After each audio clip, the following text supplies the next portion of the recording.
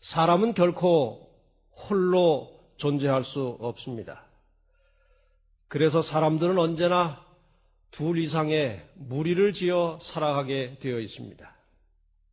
창세기 1장 27절과 28절의 말씀 보면 하나님이 자기 형상 곧 하나님의 형상대로 사람을 창조하시되 남자와 여자를 창조하시고 하나님이 그들에게 복을 주시며 그들에게 이르시되 생육하고 번성하여 땅에 충만하라. 생육하고 번성하여 땅에 충만하라. 노아 홍수 당시에 인간이 너무나 죄악이 극도에 달해서 돌이킬 수 없는 때가 되었을 때 하나님께서는 물로 세상을 한번 심판하셨습니다. 그때 창세기 7장 2절과 3절에 보면 또 한 번의 이러한 명령을 내리십니다. 너는 모든 정결한 짐승은 암수 7씩, 부정한 것은 암수 2씩을 4개로 취하며 공중의 새도 암수 7씩을 취하여 그 씨를 온 지면에 유전케 하라. 하나님께서는 사람을 포함한 동물들에게 생육하고 번성할 것을 명령하셨습니다. 그래서 언제나 동물들은 집단을 이루어 살아가고 있습니다. 유명한 철학자 아리스토텔레스는 이러한 인간의 본성적인 경향을 가리켜서 인간은 사회적 동물이다, 그런 말을 남겼습니다. 아주 지극히 당연한 말입니다. 가만히 생각해 보면은 저도 이 정도의 말을 할 수 있을 것 같은데 어떻게 이게 그렇게 유명한 말이 되는지 잘 모르겠습니다. 인간은 사회적 동물이다. 그런데 이 말은 누가 했는지 모르겠습니다만 제가 어느 글에서 이런 글을 보았습니다. 인간은 집단 생활을 하는 동물일 뿐만 아니라 오직 사회 속에서만 자신의 개별성을 드러낼 수 있는 동물이다. 이렇게 사람이 집단으로 사회적으로 모여서 살고 있지만 그 집단 속에서, 그 사회 속에서만이 자신의 개별성을 드러낼 수 있다. 다시 말하면 사람은 집단적이면서도 개별적이다, 이렇게 표현할 수 있습니다. 똑같이 우리 모두가 다 사람이지만 모두가 다 각각 다른 모양과 다른 개성을 가지고 있습니다. 그전에도 제가 얼핏 한번 말씀드렸지만 이 좁은 면적에 이 얼굴이 얼마나 면적이 좁습니까? 이게 거의 비슷한 위치에 눈 2개, 코 하나, 입 하나를 달아놔야 되는데 어쩌면 이렇게도 철저하게 모두가 각각 다르게 생겼는지 참 아주 신묘막측합니다. 그리고 모양만 다른 것이 아니라 가진 개성도 다 제각각입니다. 그리고 그 각각의 존재는 다른 사람이 있기 때문에 구별되는 것입니다. 혼자 있으면 그 사람이 어떤 사람인지 잘 모르지만 다른 사람과 같이 섞여 있기 때문에 그 사람의 존재가 구별되어 나타난다는 것입니다. 이러한 사람이 무리를 이루어서 사람답게 살 수 있는 최소의 혹은 최초의 기본적인 단위는 가정이라고 하는 것입니다. 사람은 가정 속에서 살아갈 수 있는 육체적, 정신적 에너지를 얻을 수 있고 또 삶의 의미를 찾을 수 있고 자신의 존재를 가정 안에서 우선 확인할 수 있습니다. 어쩌면 이것은 하나님의 섭리고 하나님의 명령이고 자연의 법칙입니다.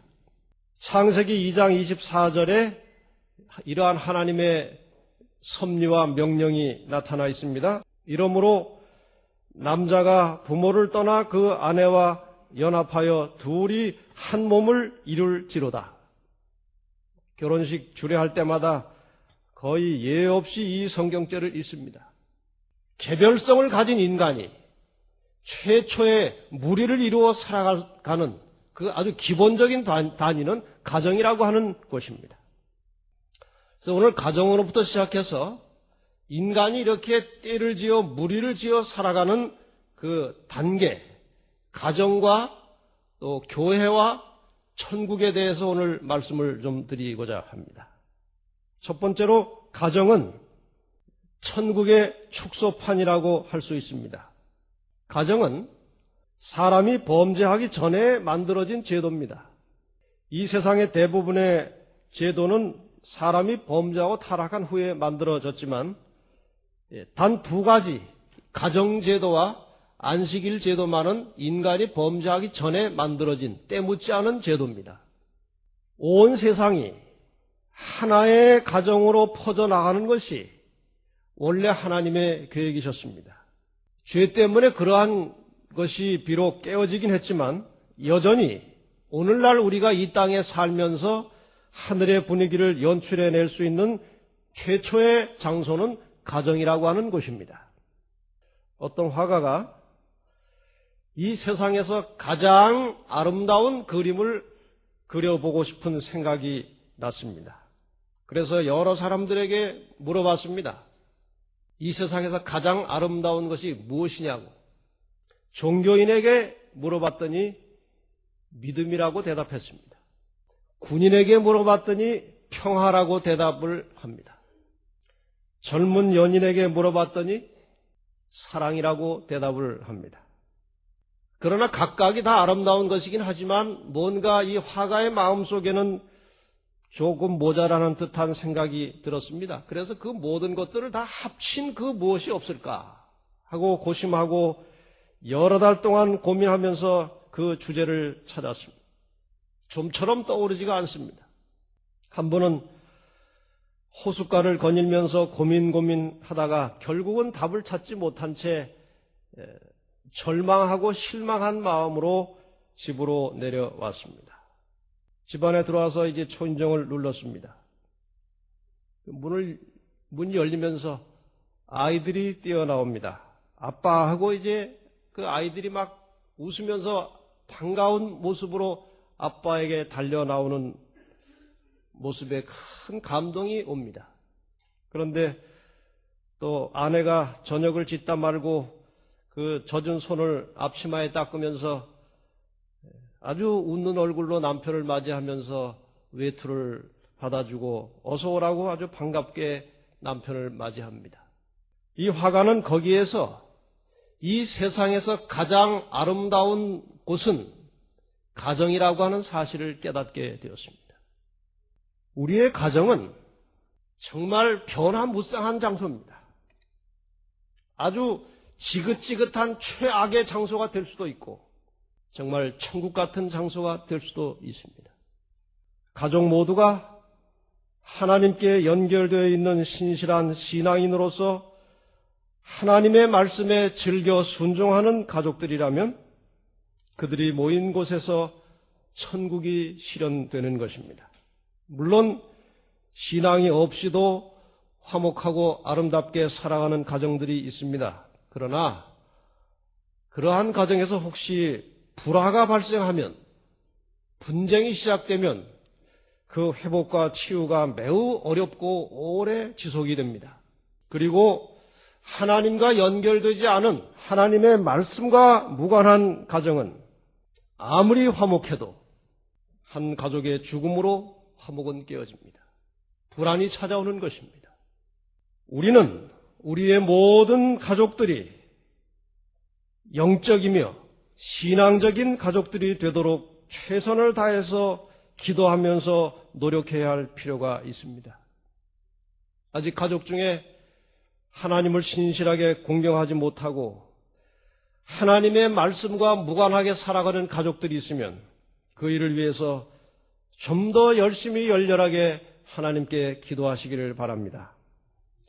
어린 시절부터 하나님을 신뢰하고 건실한 신앙심을 가지고 하나님의 말씀의 원칙을 따라서 살면 하나님 없이 하나님 말씀과 무관하게 사는 사람들과는 전혀 그 인생이 다른 모습으로 변하게 되어 있습니다. 물론 인간 자체가 죄인이기 때문에 신앙인의 가정에도 불화와 근심이 100% 없을 수는 없습니다.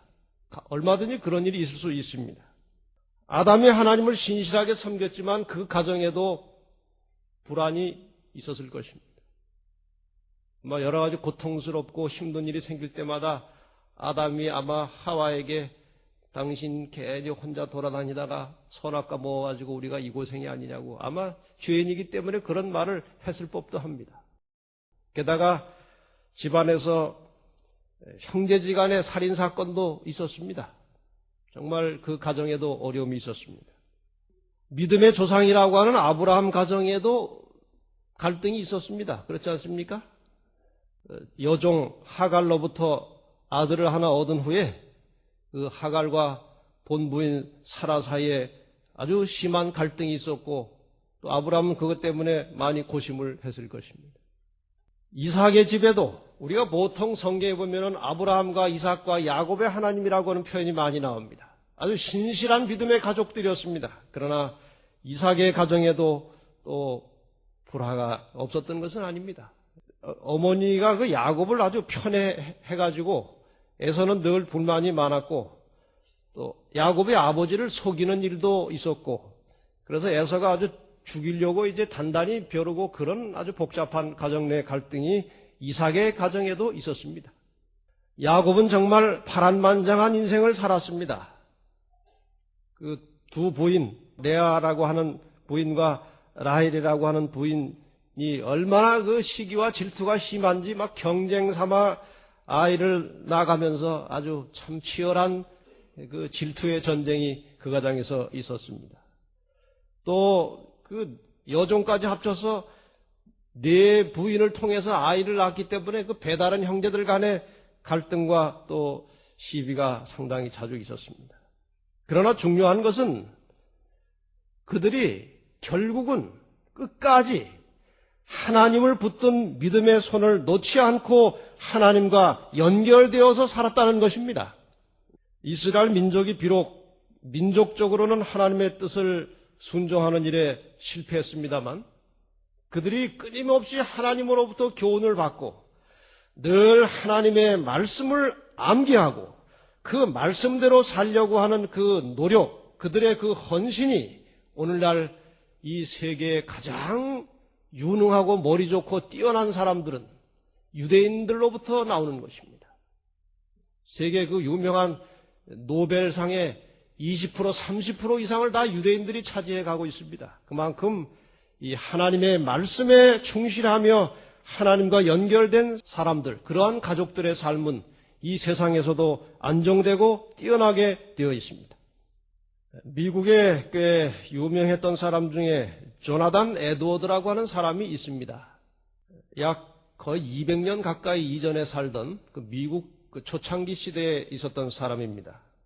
그가 프린스턴 대학의 총장을 지냈습니다. 이 프린스턴 대학은 1700년대에 세워진 아주 역사가 깊은 대학입니다. 프린스턴 대학의 총장을 지냈고 아주 경건한 신앙을 가지고 그 당시에 미국 내 영적 각성과 부흥에 아주 지대한 영향력을 미쳤던 사람이었습니다. 그의 부인도 아주 건실한 신앙을 가지고 살았던 사람이었습니다.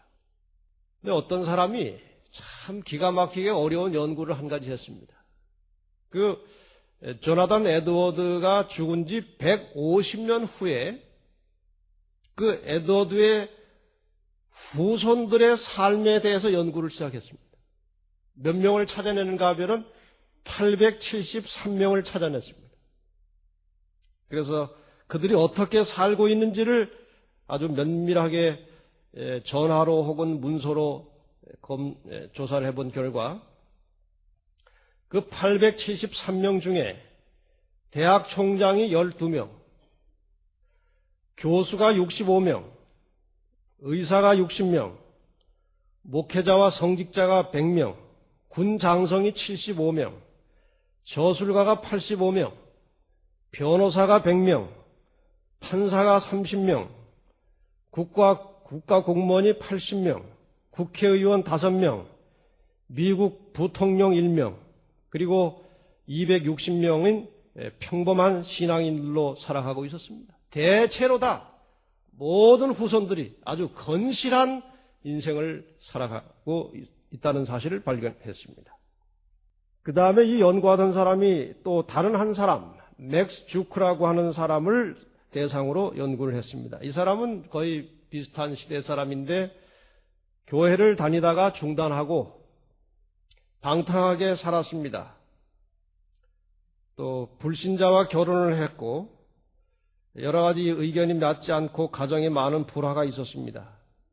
그 후손을 찾아봤더니 1292명이었습니다.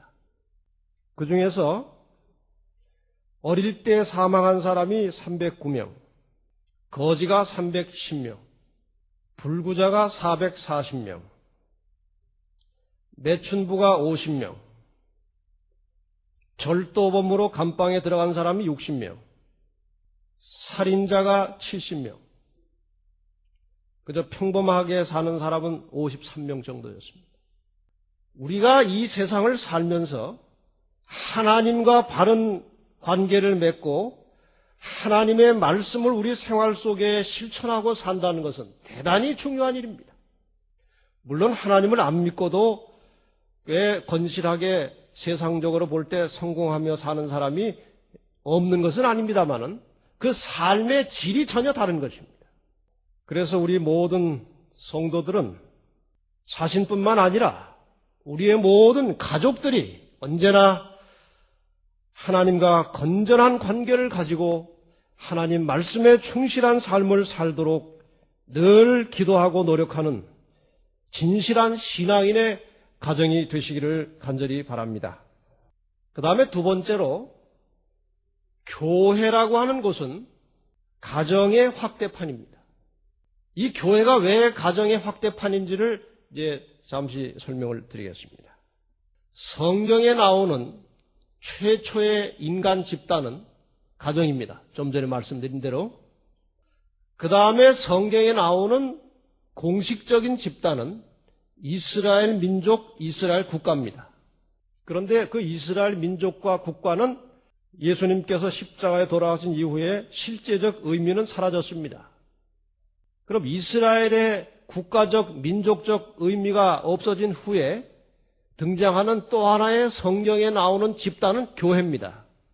교회라고 하는 집단이 예수 그리스도의 십자가 이후에 이 땅에 발생하게 되었습니다. 이 다른 모든 국가나 민족은 사람이 만들어낸 작품입니다. 저는 지금 하나님이 만들어내신 집단을 말하는 것입니다.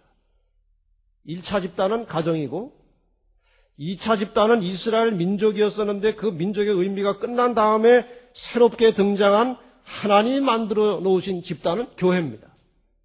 이 교회는 정말 아름다운 모습으로 출발을 했습니다. 사도행전 2장 44절로 47절. 여기 이제 최초의 이 땅에 만들어진 교회의 모습이 나와 있습니다. 믿는 사람이 다 함께 있어 모든 물건을 서로 통용하고 또 재산과 소유를 팔아 각 사람의 필요를 따라 나눠주고 날마다 마음을 같이하여 성전에 모이기를 힘쓰고 집에서 떡을 떼며 기쁨과 순전한 마음으로 음식을 먹고 하나님을 찬미하며 또 온 백성에게 칭송을 받으니 주께서 구원받는 사람을 날마다 더하게 하시니라. 아주 거대한 가정이 탄생했습니다. 교회라고 하는 이름으로 큰 가정이 이 땅에 태어나는데 그 가정, 그 가족의 모습이 바로 이런 것이었습니다. 서로 물건을 통용하는 거 보니까 분명히 가족 간입니다. 각자의 것들을 다 팔아서 서로에게 필요한 것들을 공급해 주는 것을 보니까 가정입니다. 요즘 가정들은 잘 안 그럽니다만은 서로 욕심부린이라고 뭐 팔아서 나눠주는 게 어디 있습니까? 자기 집 거 챙기기 바쁘죠. 그러나 원래 가정의 개념은 그것이 아닙니다.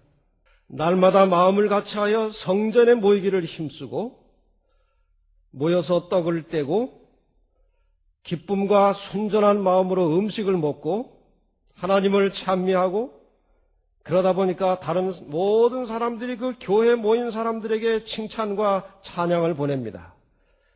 교회가 그렇게 돼 있으니까 주께서 구원받는 사람을 날마다 더하게 하시니라. 이렇게 해서 교회가 점점 커져 나갔습니다. 이것이 성경에서 하나님께서 인정하시고 만드신 이스라엘을 제외하면 두 번째 집단입니다. 오늘 우리 교회의 모습은 어떻습니까? 오늘 이 땅의 교회의 모습은 약간 변질된 것 같습니다. 그래서 그 성경절을 제가 조금 오늘날 이 교회의 모양으로 고쳐봤습니다. 일반적인 다른 교회의 모습들을 그려봤습니다. 믿는 사람들이 교회에 모이기는 하지만 서로가 욕심이 많고 이기적이어서 가끔 속상하고 골치 아픈 일들이 많으며 마음이 하나 되기가 쉽지 않고 약간의 이유만 있어도 교회 결석을 자주 하며 교회 처음 나오는 손님들과는 친교를 잘 하지 않고 친한 사람들끼리 모여 앉아 남의 얘기, 세상적인 얘기를 많이 하니 초신자들에게 본이 되지 못하여 구원받는 자들의 수가 좀처럼 늘지 않더라. 일반적으로 그렇다 이것입니다. 그러나 분명한 것은 이 교회는 확대된 가정이고 이 교회를 출입하는 모든 성도들은 하나의 가족이라고 하는 점을 우리는 결단코 잊어서는 안 됩니다. 예수님께서 이 역사의 마지막에 이러한 현상이 있을 것을 미리 내다보시고 요한복음 17장 21절에 17장 전체에 이 비슷한 항목이 3번 나옵니다. 이 비슷한 구절이 아버지께서 내 안에 내가 아버지 안에 있는 것 같이 저희도 다 하나가 되어 우리 안에 있게 하사 세상으로 아버지께서 나를 보내신 것을 믿게 하옵소서. 아버지가 내 안에 계시고 내가 아버지 안에 있는 것 같이 저희도 장차 교회를 말합니다. 하나님을 믿는 제자들을 말하고 있습니다. 저희도 다 하나가 되어 우리 안에 있게 하사 세상으로 아버지께서 나를 보내신 것을 믿게 하옵소서. 교회를 구성하고 있는 모든 가족들이, 성도들이 하나가 되면 세상의 많은 사람들이 이 모양을 보고 예수 그리스도를 믿도록 그렇게 되어 있습니다. 오늘날 교회가 허약하고 좀처럼 성장되지 않는 이유는 이 교회가 하나가 되지 않았기 때문에 그렇습니다. 사도행적 91페이지에 보면 그들이 연합된 수고를 계속할 때 무슨 수고요? 연합된, 일치된, 하나된 수고를 계속할 때에 하늘의 사자들은 그들 앞서 길을 열 것이며 마음들이 진리를 받아들이도록 준비되어 많은 사람들이 그리스도께 인도될 것이었다. 이 교회가 하나된 마음으로 한 가족의 심정으로 열심히 기도하고 노력하면 하늘의 사자들이 먼저 다른 사람들의 마음을 찾아가고 방문해서 그들의 마음이 진리를 받아들일 수 있도록 준비시켜 주시고 그래서 그리스도를 믿는 사람들이 많이 일어나게 될 것이다 하고 말씀하셨습니다. 그들이 연합을 유지하는 한 교회는 달같이 아름답고 해같이 맑고 기치를 버린 군대같이 어미 있게 나갈 것이었다. 그 어떤 것도 교회의 발전을 막을 수 없었다. 교회는 승리에 승리를 더하며 전진하여 세상의 복음을 선포하는 그 거룩한 사명을 영광스럽게 성취할 것이었다. 이 확대된 가정, 이 교회가 정말 가족처럼 한 마음이 되고 한 뜻이 되어서 연합된 노력으로 세상을 향해 나갈 때 세상은 감당치 못할 것입니다. 하늘의 사자들이 먼저 앞서가서 이 세상을 향해서 사람들의 마음문을 열어서 그들이 하나님께 나올 수 있도록 먼저 일하시겠다고 말씀을 하셨습니다. 오늘날 이 교회에게 정말 절실하게 필요한 것이 있다면 하나 되는 것입니다. 한 마음이 되어서 가족처럼 사는 것입니다. 이 하나 되는 원리를 빌립보 2장 2절과 3절에 이렇게 설명하고 있습니다. 이런 마음이 아니면 절대로 이 많은 가족들이, 많은 사람들이 모인 교회가 하나가 될 수가 없다는 것입니다. 마음을 같이하여 같은 사랑을 가지고 뜻을 합하며 한 마음을 품어 아무 일에든지 다툼이나 허영으로 하지 말고 오직 겸손한 마음으로 각각 자기보다 남을 낮게 여기고, 이게 정말 야구로 말하면 아주 고도의 약초를 가진 약초들을 농축해 놓은 것입니다. 이 말씀 속에 인간의 모든 문제를 해결할 수 있는 원리가 이 속에 다 들어 있습니다. 교회의 모든 문제를 한꺼번에 해결하는 해결책이 이 속에 다 들어 있습니다. 마음을 같이하여 같은 사랑을 가지고 뜻을 합하며 한 마음을 품어 아무 일에든지 다툼이나 허영으로 하지 말고 오직 겸손한 마음으로 각각 자기보다 남을 낮게, 더 훌륭하게, 더 좋게 남을 존중하고 높여줄 때에 교회가 하나가 된다는 것입니다. 예수님께서 이 모본을 우리에게 친히 보여주셨습니다. 빌립보 2장 5절로 8절에 계속해서 그렇게 말씀을 하십니다. 너희 안에 이 마음을 품으라 곧 그리스도 예수의 마음이니. 그리스도 예수의 마음이 어떤 마음인가? 그는 근본 하나님의 본체시나 하나님과 동등됨을 취할 것으로 여기지 아니하시고 오히려 자기를 비워 종의 형체를 가져 사람들과 같이 되었고 사람의 모양으로 나타나셨음에 자기를 낮추시고 죽기까지 복종하셨으니 곧 십자가에 죽으심이라. 이 예수 그리스도의 정신을, 이 마음을 우리 모든 성도들이 각자 갖게 될 때 교회는 완전히 하나가 되는 것이고 이 하나된 교회는 큰 힘과 능력을 얻어서 이 하나님께서 주신 이 시대의 사명을 성공적으로 성취할 것이라고 말씀하셨습니다. 가족 간에도 예절과 친절과 사랑이 필요합니다. 우리가 흔히 가족이 되면 서로 간에 예의를 잘 지키지 않습니다. 그냥 편하게, 자연스럽게, 자유스럽게 자기 마음대로 합니다.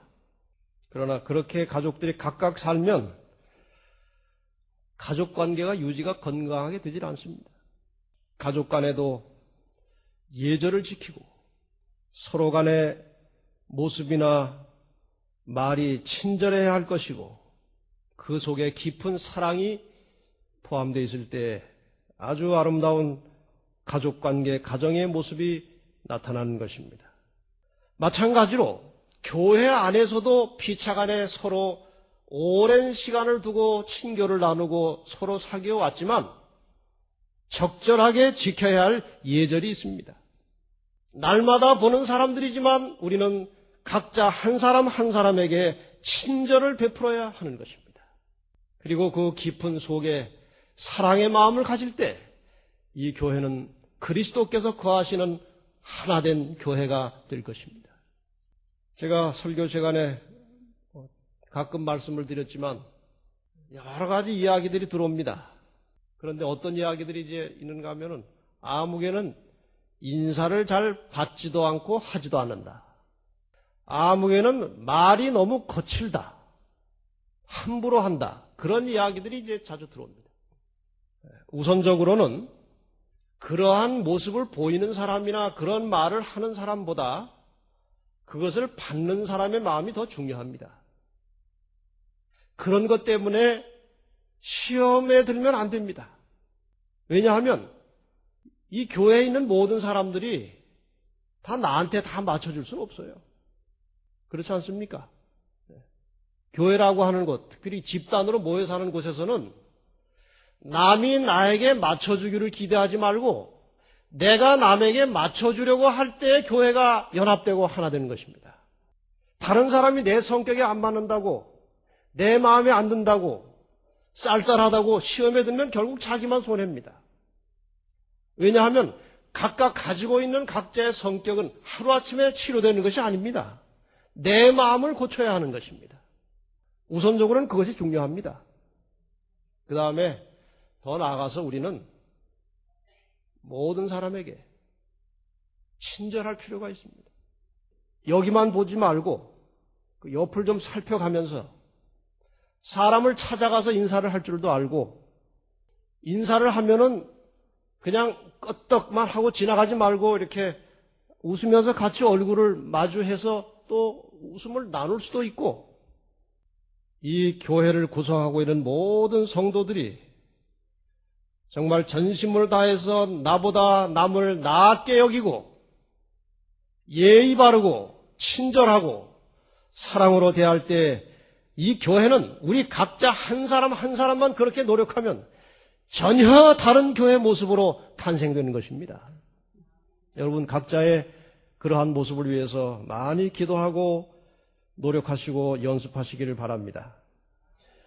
가정에서 먼저 이러한 삶을 연습하고 교회에 나와서 그 연습한 것을 실습하고, 연습하고 실습은 조금 다릅니다.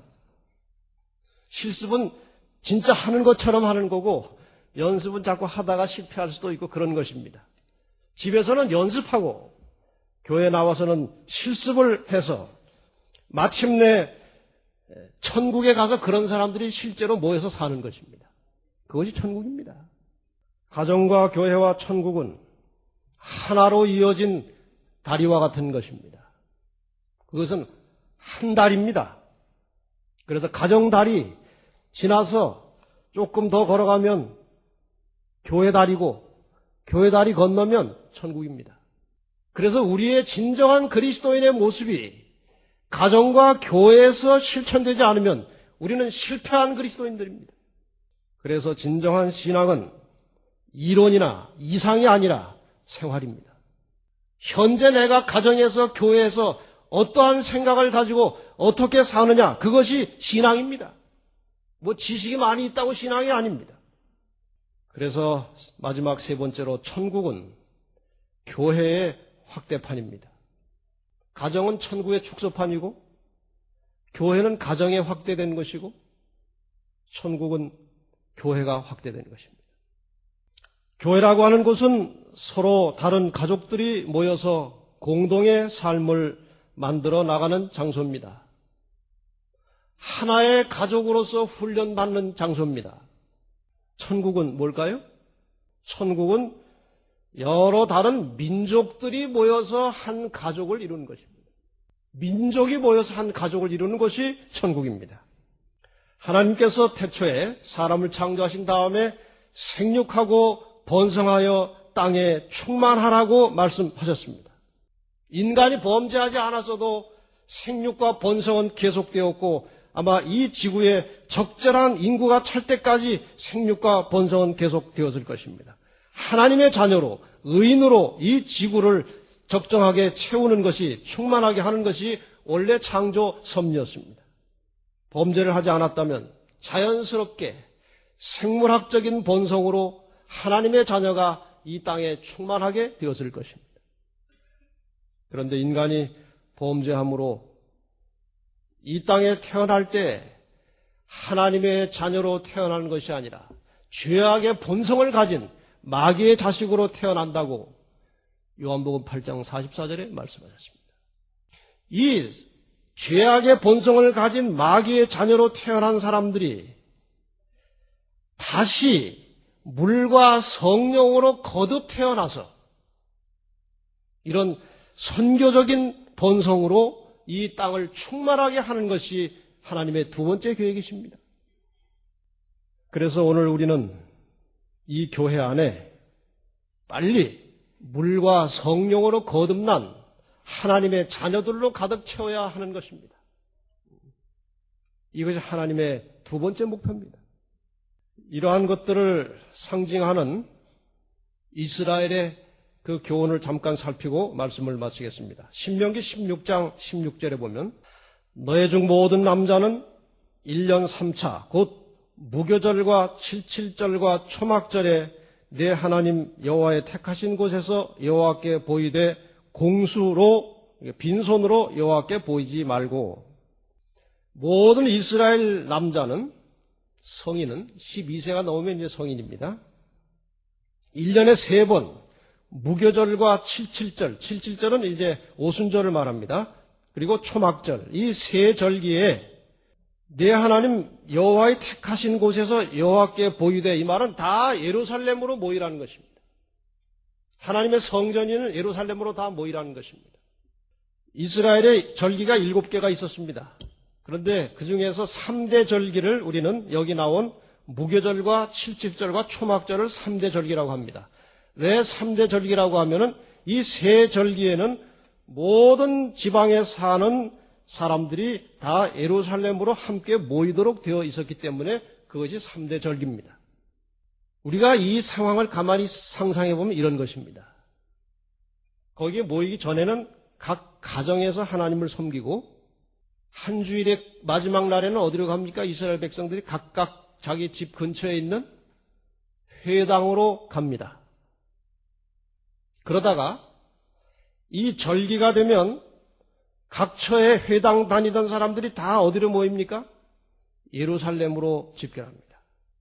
이것이 바로 오늘 우리가 어떻게 살다가 어떤 다리를 거쳐서 천국에 이르게 되는지를 가르쳐주고 있는 대단히 중요한 상징적인 교훈입니다. 오늘날 이 영적 이스라엘은 가정에서 교회로 나옵니다. 교회에서 천국으로 연결됩니다. 이것이 어떤 원리인지 한번 보십시다. 모든 사람은 아침에 집을 나왔다가 저녁이 되면 하루가 끝나면 어디로 들어갑니까? 집으로 들어갑니다. 사람들 사는 거 보면 참 재미있어요. 정신없이 아침에 그냥 이 사람 먼저 나가고 이 사람 둘째 나가고 이렇게 머리 감고 드라이하고 막 하고 문 잠그고 나갔다가 저녁이 되면 다 또 어디로 들어와요? 자기 집이라고 또 열쇠 열고 다 들어와요. 그리고 턱턱 잠그고 자기 집이라 이것입니다. 하루가 끝나면 사람은 가정으로 들어갑니다. 그리고 한 주일이 끝나면 어디로 옵니까? 교회로 옵니다. 하루가 끝나면 가정으로, 한 주일이 끝나면 교회로 들어옵니다. 그리고 인생이 끝나면, 지구 역사가 끝나면 어디로 갑니까? 천국으로 가는 것입니다. 천국이 오기 전에, 지구 역사가 끝나기 전에 인생이 마치면 잠깐 기다렸다가 지구 역사가 끝나는 날, 인생이 끝나는 날 우리는 하늘로 옮겨지게 되는 것입니다. 맞습니까? 이것이 반복되는 것입니다. 하루가 끝나면 가정으로, 한 주일이 끝나면 안식일에 교회로, 그리고 역사가 끝나면 천국으로 가는 것입니다. 여러분, 이 한 주일에 한 번씩 가정에서 나와서 가족들이 교회에 나오는 것 대단히 중요한 것입니다. 오늘날 이 사회는 교육 제도가 하도 이상하게 변질이 돼가지고 인간다운 바른 교육을 받을 장소가 없습니다. 여러분 생각해 보세요. 유치원부터 대학 졸업할 때까지 거의 인간다운 교육을 받지 못합니다. 공부하고 씨름하고 재능하고 씨름합니다.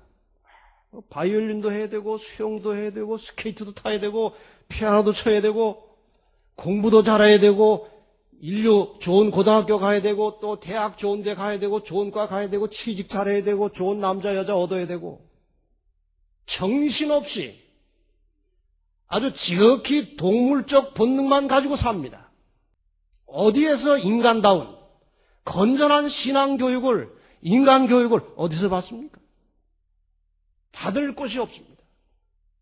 이러한 시대, 이러한 사회에 우리가 한 주일을 마감하면서 가족들이 함께 하나님의 성전에 나와서 하나님의 거룩한 말씀을 듣고 양심을 일깨우고 건전한 정신을 회복하는 것은 이거는 인간의 삶에 절대적으로 필요하고 중요한 것임을 명심하시기를 바랍니다. 그래서 우리의 모든 삶은 천국 생활에 대한 예행 연습입니다. 천국을 가서 함께 살아가는 사람들의 기본 법칙은 자기 희생입니다. 이타주의입니다. 그리고 사랑입니다. 이 정신을 개발한 사람들이 함께 모여 사는 곳이 천국입니다. 이 땅에서도 정말 자기 희생적이고 다른 사람을 나보다 낫게 여기고 섬길 줄 알고 베풀 줄 알고 사랑의 정신을 가지고 사는 사람들이 몇 사람이 모이면 바로 그것이 천국과 같은 곳입니다. 실제적인 천국은 그런 사람들이 집단으로 모여서 한 가족이 되는 것이 천국입니다. 우리 이 땅에 사는 동안에 진정으로 천국의 정신을 가지고 가정에서나 교회에서나 정말 주님께서 보여주신 철저한 자기 희생과 이타적인 다른 사람 중심적인 그러한 사랑의 정신을 가지고 사시다가 잠시 후에 우리의 영원한 삶이 보장된 천국에 들어가서 함께 사시기를 간절히 바라면서 말씀을 마치겠습니다.